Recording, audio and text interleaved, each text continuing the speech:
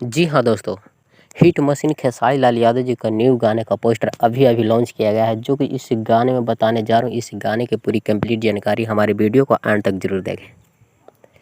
तो जितने भी हिट मशीन खेसारी लाल यादव जी का फ़ैन है, आप सबका बेचैनी रहता है कि अगला गाना कब आ रहा है, किस चैनल से आ रहा है। तो आज इस वीडियो में बताने जरूर इस गाने की पूरी कंप्लीट जानकारी। तो दोस्तों, इस गाने का बोल है दिल टूटल होई। जी हाँ दोस्तों, इस गाने का बोल है दिल टूटल होई। इस गाने को रिलीज किया जाएगा बॉस म्यूजिक भोजपुरी पे। जी हाँ दोस्तों, इस गाने को रिलीज किया जाएगा बॉस म्यूजिक भोजपुरी पे। और इस गीत को लिखा है प्रवीण रावत और म्यूजिक से सजाया आर्य शर्मा जी। इस गाने में दिखाई देने वाली है सपना चौहान जी। जी हाँ दोस्तों, इस वीडियो में दिखाई देने वाली है सपना चौहान जी। इस वीडियो का डायरेक्टर प्रेम राय। जी हाँ दोस्तों, इस वीडियो का डायरेक्टर प्रेम राय। इस गाने को रिलीज किया जाएगा बहुत ही जल्द। Sad song